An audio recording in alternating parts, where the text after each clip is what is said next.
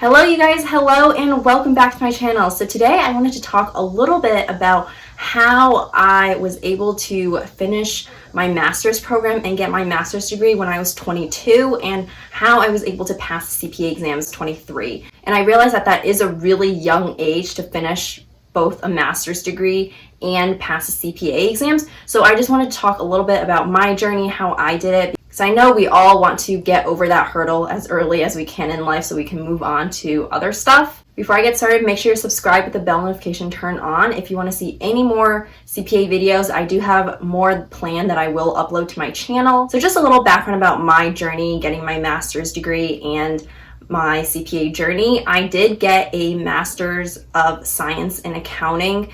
I graduate with my Bachelor's of Science in Accounting in May of 2019, and I started my Master's of Science in Accounting at the same university immediately after. I started my master's program the day after I graduated with my bachelor's, which that was pretty crazy because I graduated on a Sunday, and the day before, which was Saturday, I had my last final for my bachelor's, and then the next day, which was Sunday, I had my graduation from undergrad, and then the very next day, which was Monday, I started my master's program. So there was no break for me between my bachelor's and my master's, which that was my own personal choice. I know some people who did the same program as me, they took that summer semester off to do an internship, but I didn't have an internship lined up. And plus, I just wanted to finish my master's as soon as I could, because if I took that summer off, then I wouldn't have graduated my master's until August of 2020. But because I took classes that semester, I was able to graduate I finished my classes in April of 2020, but I didn't get my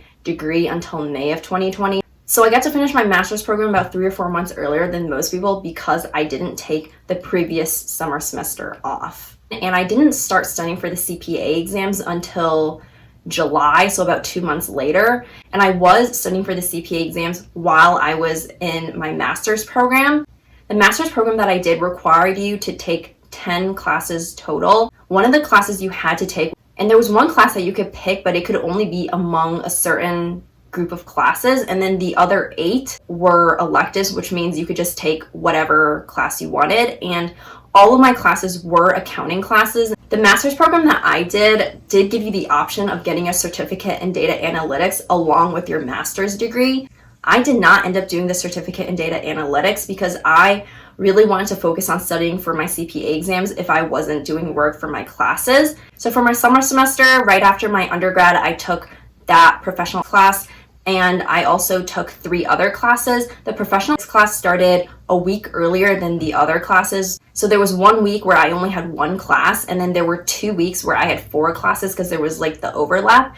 And then the rest of the time, which I believe it was another 9 weeks, I only had 3 classes. And I really liked my program because they did break down which classes would relate to which section of the CPA exams. So I mainly chose classes that related to prepare me for the CPA exams. Most of my classes did not have exams. There was only one class I took that did have midterms and finals, but even then it was open book, but it was timed. My other classes, there were a lot of quizzes that we had, but they were all online and they were timed, but you could use any of your notes or the textbook or anything that you really wanted. All of my classes focused a lot on projects and group work. So I think every class that I had a group project. Wait, no, there was one class that I had that didn't have a group project, but all of the 9 other classes I took had group projects. And I think that was really good because that really prepares you for the real world, because in accounting, you're most likely going to have to work in a group. So getting exposed to working with teammates helps me prepare for my job, because right now I am an auditor at a public accounting firm, and I do have to work with different engagement teams on the different clients and engagements that we have. So at least for me, grad school was structured a little bit different than undergrad, because in undergrad I had a lot of exams and the majority of my grade was determined by exams and tests. In grad school, that was completely different. The majority of my grade was determined from projects, either individual projects or group projects. And also I had some discussion grades in some of my classes, not all of them, but some of them did have a discussion grade. Each semester for me in grad school was 12 weeks. My first semester was from May of 2019 to August of 2019. My second semester was from August of 2019. There was like a 2-week break in the middle, but it started the end of August of 2019 and it went until November of 2019. And then my last semester started January of 2020 and it ended April of 2020.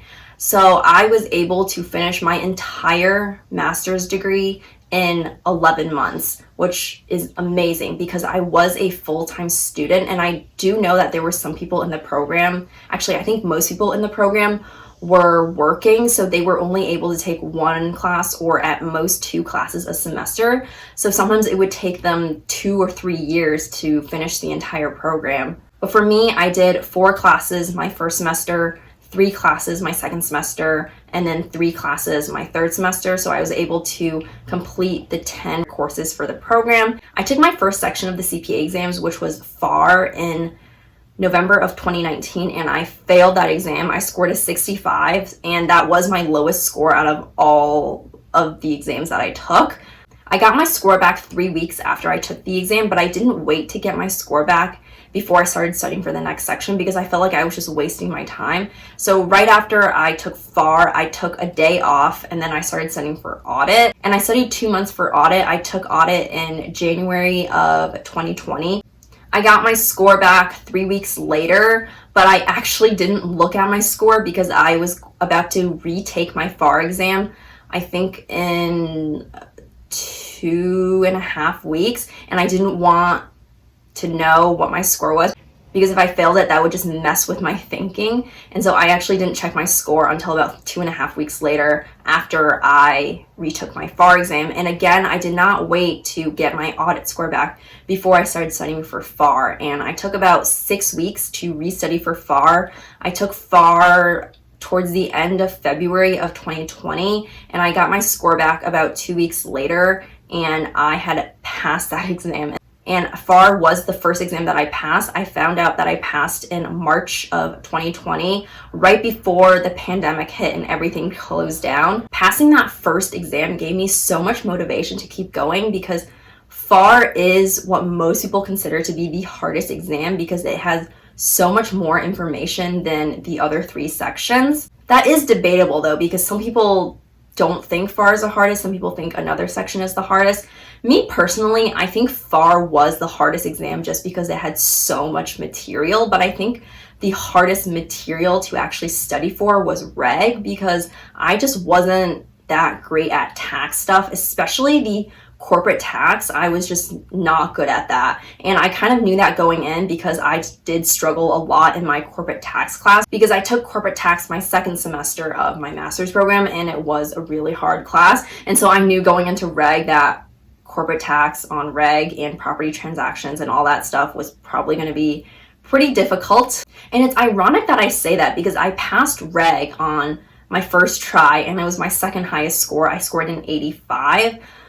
But it took me 5 tries to pass audit, and I didn't think the audit material was hard. I think the exam was just really tricky, which is why it took me so many tries. But that's okay, as long as you get through the exams, no matter how many tries it takes you, it doesn't matter at the end of the day. So after I found out I passed FAR, I started restudying for audit, and that's when they announced that the Prometric centers were going to shut down for, I don't remember how long it was, but I think it was about a month and a half until, I think it was the end of April.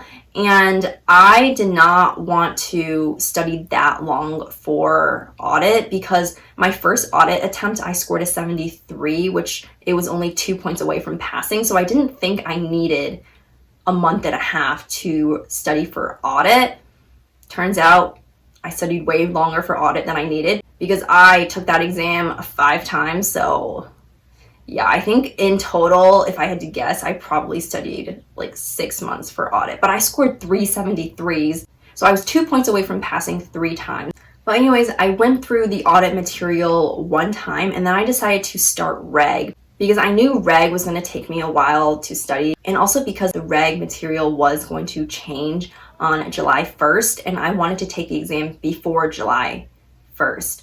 So I studied for about 3 months for reg. I started studying the middle of March, and I took my reg exam on June 13th of 2020. And after I took the reg exam, I did not wait to find out my reg score because it was going to be about a month until I got my score back. So I started restudying for audit. I studied for audit for another month. I took my second audit exam on July 11th of 2020, and I actually got my reg score back 2 days before, but I, again, didn't check my score because if I failed it, I didn't want that to mess with my thinking. And even if I passed it, I didn't want it to mess with my thinking either. But right after I came back from my second audit exam, I checked my reg score, and I do have my reg score reaction on my YouTube channel. I posted it as a thank you for 100 subscribers. So if you want to watch it, I'll put a card up here and I'll also link it in the description below. But I was so surprised that I passed reg because I didn't feel that great about it coming out of the exam, especially on the last testlet with those 3 simulations. Like, I was just completely lost on that last testlet. But I was really happy that I passed reg, because if I didn't, then I would have to restudy the material with the new exam changes. And I was so surprised that I scored that high. Like, I figured if I had passed it, it probably would have been 77, 78. And I actually scored an 85. So that really goes to show that even if you don't feel confident coming out of an exam, you might have passed it. And I've heard a lot of people say that the worse you think you do, the better you actually do. And the better you think you do, the worse you actually do. I don't know if that's true or not. I think there is a little bit of truth to that, because there were some exams that I came out feeling really confident and I felt like I passed, and I didn't end up passing. And there were some exams where I didn't feel like I passed, or if I did pass, it would have probably been barely passed. And I ended up passing those exams with pretty high scores. After I passed my reg exam, I was halfway done with the CPA exams at that point. I only had audit and BEC left. I got my score back for my second audit exam and I scored a 69, so I did score lower on my second exam than my first exam. And I had already started studying for BEC, and I took BEC in September of 2020, and I got my score back, I think, a week later because it was at the end of a testing period. And I got my score, and I scored an 87, and that was my highest score out of all 4 sections of the exams. And I also passed that one on the first try. So after I passed BEC, I was 75% of the way done. I only had 1 exam left, and that was the audit exam. I retook audit in October of 2020, and I scored a 73. Then I retook the exam again in the beginning of December, and I scored a 73. And then I retook the exam again at the very end of December, and I found out in January that I passed audit with an 81. And I also do have a reaction of me when I found out I passed audit. I'll also put a card up here and link in the description if you want to see that. And that was the moment that I passed all 4 sections of the CPA exams after studying for 18 months. I actually only passed 1 exam while I was in grad school, and that was my FAR exam. Reg and BEC I passed after I finished grad school and before I started working full time, and audit I passed while I was working. A lot of people congratulated me after I finished grad school and after I passed the CPA exams because I had achieved this big achievement at such a young age. And I know a lot of people, they don't get their master's until they're into their late 20s or even 30s. Some people don't even get their CPA until they're like 30, 40, 50, and a lot of people don't even end up getting their CPA at all. And I'm really grateful that I was able to get my 150 credits and pass the CPA exams early so that I don't have to worry about it anymore. For me, I really needed that push to start studying for the CPA exams early, to start my master's program early. For me, the hardest part is just starting, but once I start, it's not as bad as I think. So if you are someone who is thinking about getting their 150 credits and start studying for the CPA exams, I would say just start it. Once you start, it's not as bad as you think. And the longer you wait, the longer it's going to be hanging over your head. Before I started my master's program and before I started studying for the CPA exams, I did know that it was going to be a miserable life for about, I didn't know exactly how long, but I figured it'd probably be around a year to a year and a half. And it was a miserable life. There were a lot of downs. I did cry a lot. I felt overwhelmed a lot, but I can say that now that I've made it over to the other side and finished everything, I am so happy. I'm also someone who is pretty good at delayed gratification, where I'm okay with suffering for a little bit of time in order to get a greater gain later on.